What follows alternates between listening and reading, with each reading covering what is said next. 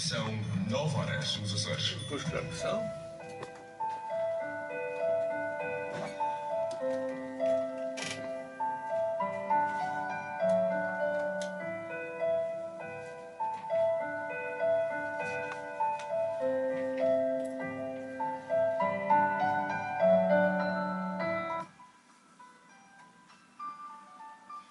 Olá, bom dia. Uma vez mais, segunda hora do Bom Dia Açores. Hoje é quinta, por isso connosco está o Sr. Padre Vítor Arruda. Olá, bom dia. Bom dia, Célia. Bom dia, para a Ana. Ana também. Bom dia aos nossos ouvintes e os nossos ouvintes. E a semana está a correr bem? Está muito bem. Estive a visitar os doentes todos da ilha. Agora estamos em celebrações penitenciais, confissões, toda a semana. Hoje é na Matriz e amanhã em Santo Espírito. Aproxima-se a Páscoa, estamos quase mesmo na festa principal do cristianismo, a Páscoa da Ressurreição. Mas esta quinta-feira vamos falar também um pedacinho de dia 19 de março. Dia do Pai. Dia de São José. E por ser dia de São José é o dia do Pai. É no sábado.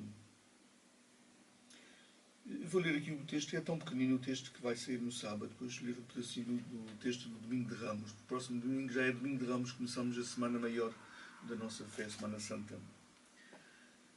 Este texto introduz um pedacinho a história em relação a José. Sabemos que Lucas apresenta-nos a anunciação do anjo é a Maria, mas como Mateus, que é o caso do texto que vamos ler, era um evangelho escrito para judeus, os judeus não valorizavam a mulher, Mateus teve que dar a volta à situação e então apresenta a anunciação do anjo a José e não a Maria. Jacob gerou José, esposo de Maria, da qual nasceu Jesus, chamado Cristo. O nascimento de Jesus deu-se do seguinte modo. Maria, sua mãe, noiva de José, antes de terem vivido em comum, encontrara-se grávida por virtude do Espírito Santo. Mas José, seu esposo, era justo e não queria difamá-la, resolveu deixá-la em segredo. Tinha ele assim pensado, quando lhe apareceu num sonho o anjo do Senhor que lhe disse: José, filho de Davi, não temas receber Maria, tua esposa, pois o que nela se gerou é fruto do Espírito Santo. Ela dará à luz um filho, tu por-lhe-ás o nome de Jesus, porque ele salvará o povo dos seus pecados.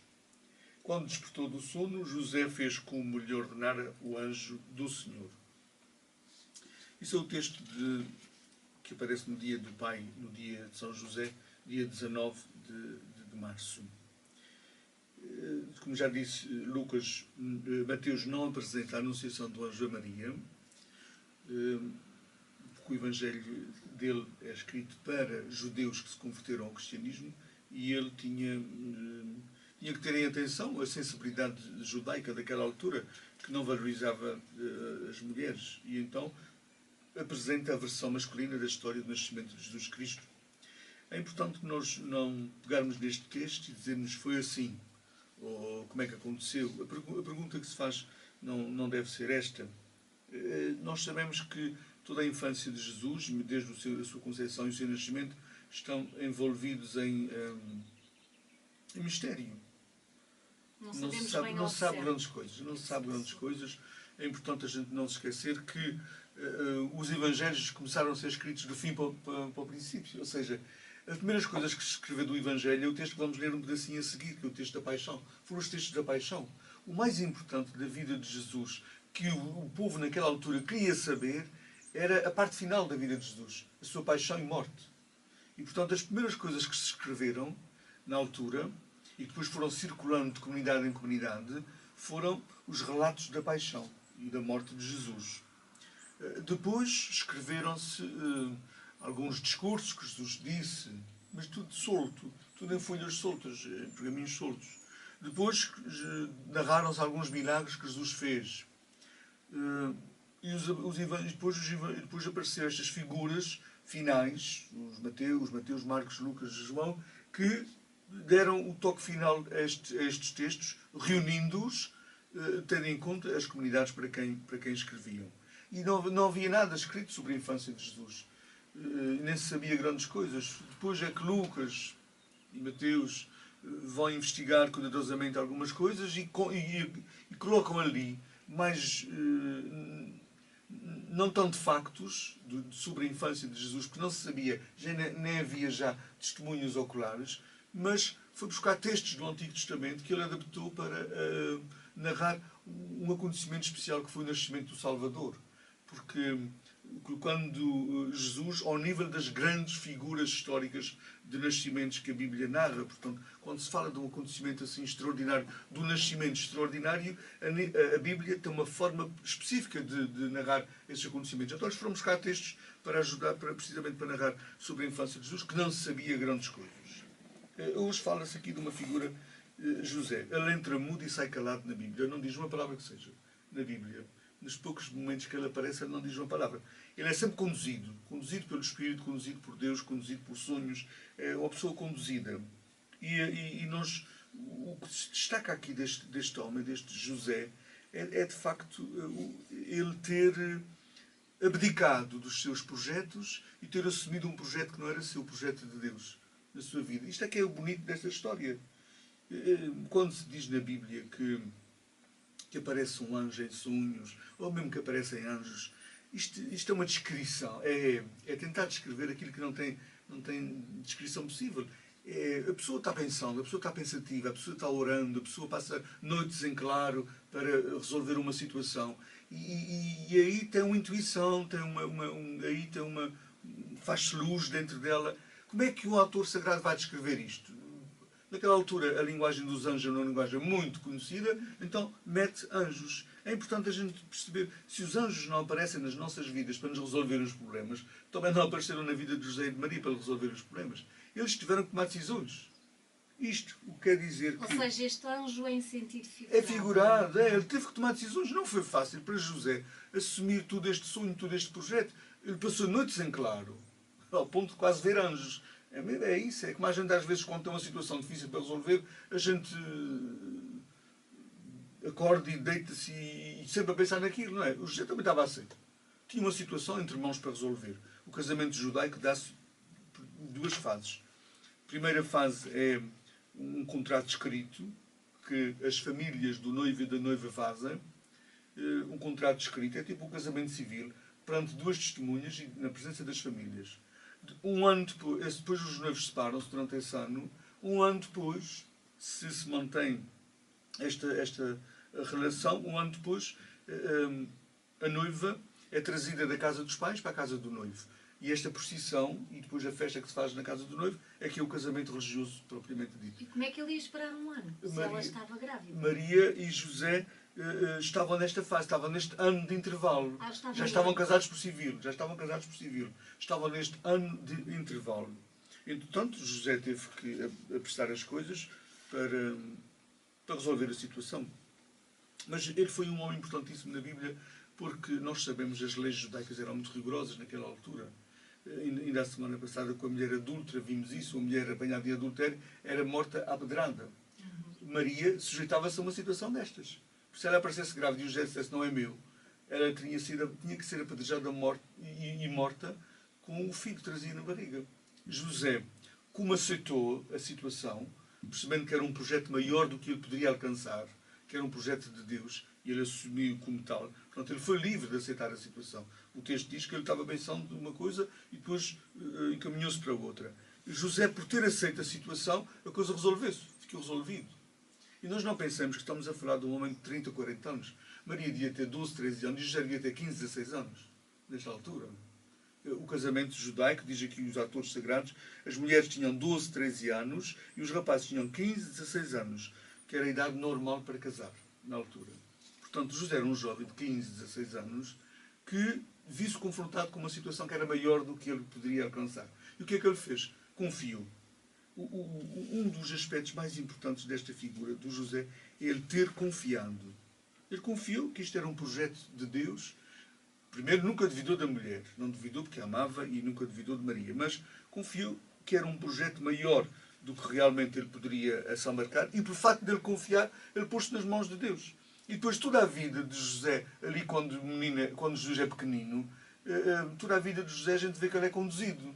Ele vai tomando decisões precisamente para proteger este tesouro que Deus lhe deu, para proteger, que era Jesus Cristo. Ele ficou com o tesouro mais importante para se proteger na terra. Eu agora tenho uma pergunta para lhe fazer. Diz. Tem a ver com a figura de José enquanto pai na terra de Jesus, foi Sim. ele que assumiu. Pai Sim. não é só aquele que gera, também é aquele que cria. O pai para os judeus não é uma questão biológica, também a gente tem que ver isso, é tão importante. O pai para os judeus é aquele que dá o nome. E o texto diz assim: tu vais-lhe dar o nome de Jesus. Aquele que dá o nome ao filho é que assume a paternidade. Para os judeus. Pode não ser biológica a paternidade. Qual era a opinião de Jesus sobre o seu pai, o José? Não se vê na Bíblia. Nunca, curiosamente nunca Jesus fala de José. Isso não é estranho. É muito estranho. A única vez que aparece um confronto, não é um confronto, Jesus com 12 anos, quando se perde no templo, e José e Maria estão aflitos à procura dele 3 dias, e depois quando o encontra, nem sequer é José que fala, é Maria. E Maria diz: "Oh filho, não sabias que a gente estava preocupados contigo, como é que fizeste uma coisa dessas à gente?" E Jesus responde aos dois, e portanto diz: "Vocês não sabiam que eu tinha que estar na casa do meu pai. Ou seja, vocês não são meus donos." Quando ele diz que tinha que estar na casa do meu pai, supostamente o pai dele era José, mas ele estava ali no templo. O templo era supostamente o lugar simbólico da presença de Deus. Portanto, Jesus ali corta o cordão umbilical com eles e separa-se. Diz os biblistas, a maioria, que a partir dos 12 anos Jesus deixou de estar com os pais. Deixou de viver com os pais. Passou a ter uma outra vida diferente. Mas nunca, não há nenhum encontro entre Jesus e José, sim, só os dois não há. Na Bíblia não há. Porque José aparece aqui para compor esta situação inicial. E depois José desaparece de cena. E depois até se fala várias vezes de Maria e dos familiares de Jesus e não se fala de José. Ele nem sequer foi ao funeral ou de Jesus? Não estava lá na morte de Jesus. Pelo menos diz o texto de João que ele não estava lá. Portanto, supostamente terá morrido, não sabemos. Não sabemos depois o que é que aconteceu. Mas quando nós paramos para pensar... Por isso é que a parte da infância de Jesus a gente não deve entender apenas como acontecimentos históricos, mas como composições, textos que são catequeses. Que no fundo, o que interessa é as atitudes que estas supostas pessoas tomaram perante o projeto de Deus. Não é injusto para José. Ele deu-lhe um nome. Foi o pai dele. Foi ele que o criou. Não é injusto para ele não ser reconhecido como tal aí na Bíblia? Eu acredito que ele não se preocupasse com isso, porque ele era um homem tão bom que não se preocupava com a fama. Ele não se preocupava em ir para as revistas, para o Jet Set. Ele não se preocupou com isso, eu acredito que não. E não te esqueças, não foi Jesus que escreveu os Evangelhos. Jesus não escreveu, portanto, quem escreveu os Evangelhos fala dele assim muito sucintamente, porque deve ter sido uma figura depois que desapareceu da vida de Jesus a determinada altura, tal como Maria também desapareceu da vida de Jesus. Jesus esteve ali anos sem estar em relação com Maria. O que é importante nesta história toda é sabermos que José tinha consciência da responsabilidade que Deus lhe confiava, que era de cuidar de Jesus aqui na terra, cuidar do Filho de Deus. E não esqueçamos uma coisa, também diz o texto, Jesus era conhecido como o filho do carpinteiro, e como um carpinteiro também ele próprio. Portanto, tem aqui a marca de José em Jesus. Quem é meu filho, beija, minha boca adoça. Portanto, tem aqui a marca de José na vida de Jesus, porque Jesus terá aprendido uma profissão, e aprender foi com o pai, com certeza. Filho de peixe, peixinho é. Peixinho é. Portanto, ele tem aqui um reconhecimento que se faz a José, quando Jesus é apontado como sendo o filho do carpinteiro, a determinada altura, mais para a frente, quando ele já está nos 30 e tal anos. O filho do carpinteiro. Da Bíblia, figura José, marido de Maria, eles já eram casados, é importante nós vermos isso, às vezes faz-se da vida de Maria era uma consagrada, quase uma freira. Não, eles eram casados, eles viveram em comum. Maria e José viveram em comum, tiveram este filho juntos, educaram este filho. É importante nós também normalizarmos a família de Jesus, uma família absolutamente normal. Maria, com a sua missão, naquela altura era mais doméstica, José com a sua profissão, o filho com certeza que ia de um lado e do outro, o filho tinham que ir levá-lo à sinagoga para ele aprender a religião básica, porque os meninos judeus vão muito cedo para a sinagoga aprender Bíblia. Portanto, uma família absolutamente normal, com os problemas que todos nós temos. Tiveram que sair do Egito, sair da sua terra a determinada altura porque alguém queria matar o menino corria perigo. Tiveram que ir viver para o estrangeiro. Fizeram a experiência também de ser imigrantes. Como os Viveram 4 refugiados, anos, como os refugiados. José teve que ir viver para o estrangeiro 4 anos, para o Egito, enquanto Herodes não morria. Depois de Herodes morrer, ele regressou à sua terra. Fizeram uma experiência terrível, que deve ter sido dolorosíssima, estar 3 dias sem saber onde é que andava o rapaz, quando ele perde o menino no templo. E depois vem o filho sair de casa, como toda a gente naquela altura via os filhos sair de casa, porque era mesmo assim. Era mesmo assim. Normalmente os rapazes podiam seguir a profissão do pai e depois casarem, ou podiam ir para escolas de grandes mestres. Jesus terá ido para escolas de grandes mestres, terá ido para viver para o deserto, para aqueles ermitas que viviam já naquela altura dessa forma, e pronto, e Maria e José continuaram a sua vida normal, até que depois, a determinada altura, aparece só Maria, não aparece mais José. Terá morrido, é possível que terá morrido, e aparece Maria então já quase no fim da vida de Jesus. Também é estranho, isto já sou eu a perguntar, Maria e José depois não tiveram mais nenhum filho. A Bíblia não fala disso. Eu acho Se Jesus tivesse irmãos, tinham certo. teriam dito, a Bíblia fala de irmãos de Jesus. A determinada altura há um texto lá que diz: os irmãos de Jesus estão aqui fora, os teus irmãos estão lá fora e tua mãe. Mas irmãos eram primos. Porque Maria tinha irmãos e José também tinha irmãos. E naquela altura é interessante ver que as aldeias as casas eram feitas à volta, tipo em círculo, e voltadas para dentro. E portanto aquelas famílias tinham, os irmãos casavam-se e ficavam ali todos à volta uns dos outros.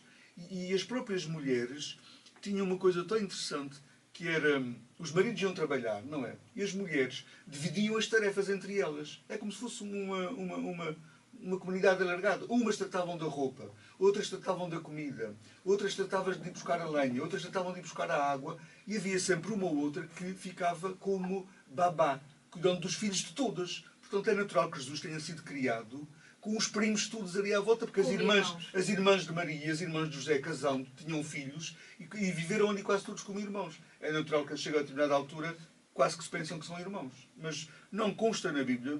Também não, se não consta, a gente não tem que dizer que a Bíblia diz, nem não diz. Não diz, não fala nisso. Não fala nisso. Diz que era o primogênito, não fala nisso. No fim, Maria é entregue a João o Evangelista. Se tivesse mais filhos, esta outra ficava com outro filho, não era? Mas era entregue a João Evangelista, portanto, não fala nisso. Mas como não fala, quer dizer que não era importante para eles na altura. A Bíblia só fala de que era necessário a gente saber. Se não falaram disso é porque não era necessário saber. Não era fundamental para a transmissão da fé saber-se isso. A José, esse vamos celebrar domingo. E a propósito de José, celebramos também os nossos pais. A importância de um pai na vida de um filho é crucial. É crucial. Nós, para sermos equilibrados, naturalmente temos que ter essa dualidade entre o masculino e o feminino. A mãe e o pai, isso é tão importante na vida de um ser humano, independentemente de outro tipo de famílias que vão surgindo e que eu respeito e que reconheço que são tão famílias como as outras, mas de qualquer maneira... Intensificamos aqui a ideia de que pai não é aquele que gera, mas aquele que dá, não é cria, aquele que cria. Até nisso Jesus fez essa experiência diferente, não é? De não ter uma família, mas não foi bem uma família normal, porque José, não era pai segundo biológico. consta, não era pai biológico, deu-lhe o nome. No próximo domingo, então, celebramos também o Dia de Ramos. Vou só ler aqui um pedacinho deste texto de domingo. Domingo é um texto longo. Quando estamos naquela fase final da vida de Jesus, quase na crucifixão. Quando chegaram ao lugar chamado Calvário, crucificaram a ele e aos malfeitores, um à direita e o outro à esquerda. Jesus dizia: Pai, perdoa-lhes porque não sabem o que fazem. Depois deitaram sortes para repartir entre si as vestes. O povo permanecia ali a observar. Por sua vez, os chefes zombavam e diziam: salva os outros, salve-se a si mesmo, se é o Messias de Deus o eleito. Os soldados também troçavam dele e diziam: se és rei dos judeus, salva-te a ti mesmo. Por cima dele havia um letreiro: este é o rei dos judeus. Um dos malfeitores também insultava Jesus, dizendo: não és tu o Messias, salva-te a ti mesmo e a nós também. O outro, tomando a palavra, repreendeu e dizia: não temes a Deus, tu sofres o castigo merecido. Mas ele não fez nada para merecer esse castigo. E acrescentou: Jesus, lembra-te de mim quando vieres com a tua realeza. E Jesus respondeu: hoje estarás comigo no paraíso. Isto é uma parte do texto que vamos ler domingo, que é do Evangelho de São Lucas. A paixão de Jesus Cristo é uma coisa, de facto, incompreensível. Se a gente custa a entender bem a infância dele, esta parte da paixão é muito estranha, não? Uma pessoa que só fez o bem, que só fez mesmo o bem, e de repente acaba de uma forma tão dramática a sua vida. Sabe que para mim não é assim tão difícil de compreender. Uma pessoa que só fez o bem e acabar desta forma, porque infelizmente infelizmente também assim, hoje em dia as melhores pessoas são aquelas que mais sofrem e que mais são prejudicadas. Infelizmente hoje em dia é assim. E porquê é que Jesus morre? É interessante nós pensarmos porquê é que Jesus morre. Não foram os judeus que o mataram, não foi os romanos que o mataram, não foi uma combinação entre judeus e romanos que o mataram. Ele morreu porque quis. Por teimosia. Por ser fiel. Por ser fiel. Porque ele Ele tinha convicções. Veja aqui esta gente a tentar. Tu não és um Messias. Desce daí, salva-te, faz um milagre, resolve essa situação. Mas ele ele, se tivesse descido da cruz, a gente hoje não estava aqui a falar dele. Percebes? Era mais um que tinha desistido a meu caminho. Era mais um que não tinha aguentado. Percebes? E então ele morreu por teimosia, por fidelidade ao Pai. Ele pôs uma coisa na cabeça e levou até ao fim. Essa coisa prejudicou de tal maneira porque criou muitos inimigos que o mataram. Mas ele quis ir até ao fim. Não desistiu. Esta ideia da fidelidade é tão interessante, é tão importante hoje em dia, o Jesus ter morrido por fidelidade. Por isso é que se fala nele hoje. Porque a gente vê que aquele homem tinha convicções tão profundas, e morreu por aquelas convicções, morreu por seus ideais. Ele não foi um troca-tintas. Ele não foi um não-botas de ninguém, ele não foi um troca-tintas, ele não disse assim, oh, não é bem isto que eu queria dizer, vamos amanhar a situação. Não, ele morreu por fidelidade às suas convicções. Morreu apaixonado por nós, morreu apaixonado pelo projeto do Pai, morreu perdoando, como a gente acaba de dizer, morreu fazendo o bem a alguém, um ladrão que estava ali ao lado, um ladrão assassino, e ele morreu dizendo, hoje vai estar comigo também. Por isso é que a gente que se diz que Jesus morre e ressuscita em Sexta-feira Santa. Porque se ele diz, hoje estás comigo no paraíso, quer dizer que Jesus entrou no paraíso quando morreu. Quer dizer que voltou à vida em Sexta-feira Santa. Ele ressuscitou em Sexta-feira Santa. Portanto, Jesus morre como viveu. Sempre fazendo o bem, sempre com bons sentimentos, e isto é que faz dele Deus. Porquê é que Jesus é Deus? Porque ele foi fiel.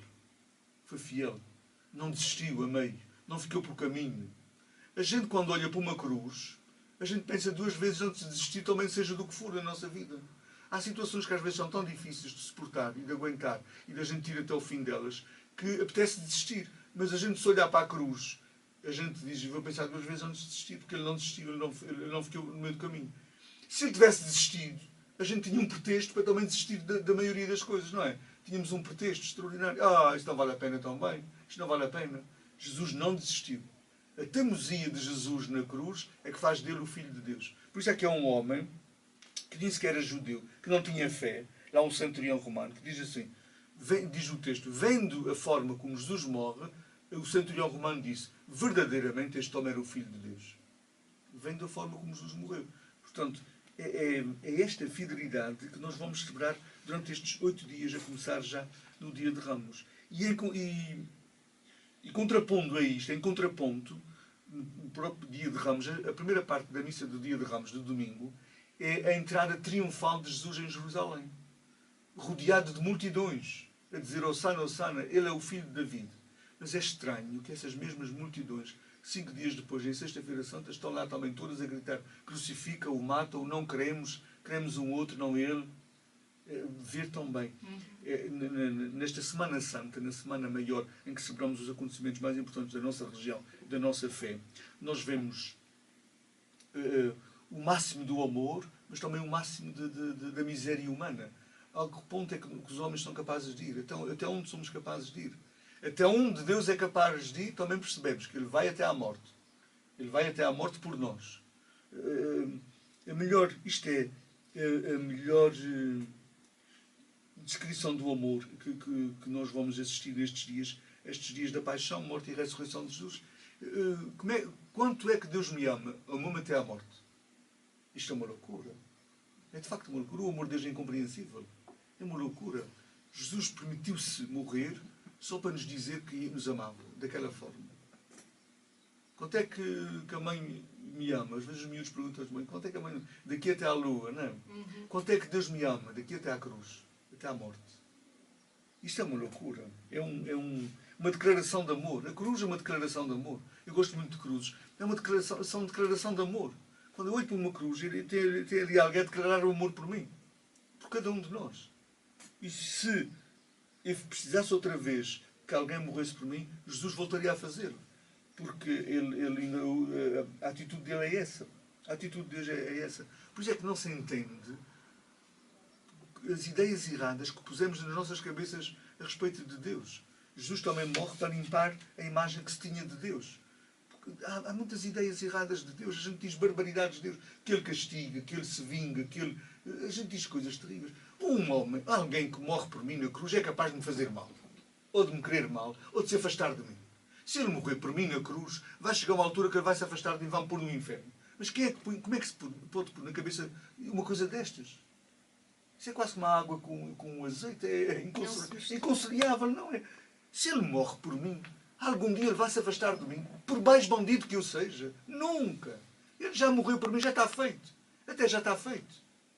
Eu estou salvo, garantidamente salvo já. Garantidamente. O meu professor de filosofia dizia sempre: o inferno existe, mas não tem lá ninguém, nem nunca teve, nem nunca terá. Porquê? Por causa da cruz. A cruz resolveu isso. Ele não morreu por gente boa, ele morreu por gente pecadora, que somos nós, todos. Todos. A melhor forma que nós temos de mostrar gratidão a Jesus nestes dias é indo celebrar a nossa fé lá, vivendo esses momentos dramáticos, mas de amor, de extremo amor que Jesus Cristo tem por cada um de nós. Então recordo que nós estamos esta semana não há missas, tem havido celebrações penitenciais. Hoje será a da Matriz às 19 horas. Amanhã será a de Santo Espírito também às 19 horas. Próximo sábado temos no aeroporto, é dia 19, teremos a missa da festa do Pai Nosso. Todas as crianças da catequese da Vila e do aeroporto são convidadas a estar presentes, que a missa do Pai será esta no aeroporto às 18 horas no próximo sábado. Matriz e aeroporto. E essa missa é seguida de leilão. Esse leilão é feito sempre a favor da catequese nesse dia do Pai, depois também no dia da Mãe. Faço um apelo aos pais, as crianças, as catequistas, estarmos na missa do aeroporto de sábado, que é a missa do dia do Pai. No domingo, dia de Ramos, temos, nas outras paróquias, temos as festas da catequese do segundo ano, das crianças do segundo ano, e temos missa na Matriz às 10 horas, depois em São Pedro às 10 horas seguida de leilão também. Santa Bárbara temos missa às 11h15, Almagreira 11h30 seguida de leilão, e Santo Espírito também 12h30. Recordo que no domingo há sopas de Império em Santa Bárbara, promovido pela Comissão de Festas do Coração de Jesus de Santa Bárbara. Será para almoço a partir do meio-dia. Estão as sopas servidas na copeira de Santa Bárbara. Eles pedem que as pessoas se inscrevam. Vão se inscrevendo, é só isso. Para eles saberem a quantidade. Para ter o controle, é isso mesmo. Claro. Para a semana, é a semana maior da nossa fé. Quinta-feira estamos aqui, nós estamos. Estamos, sim, senhor. Tá bom, então na quinta anuncia-se. Recordo que há missa segunda, terça e quarta, nas três paróquias Matriz, Almagreira, São Pedro e Santa Bárbara, às 18 horas. Na quinta-feira, 2 a 8 dias, então estaremos aqui, falaremos na semana, no Tríduo Pascal, aqui na nossa ilha. Um bom dia para todos nós. Obrigada, bom dia.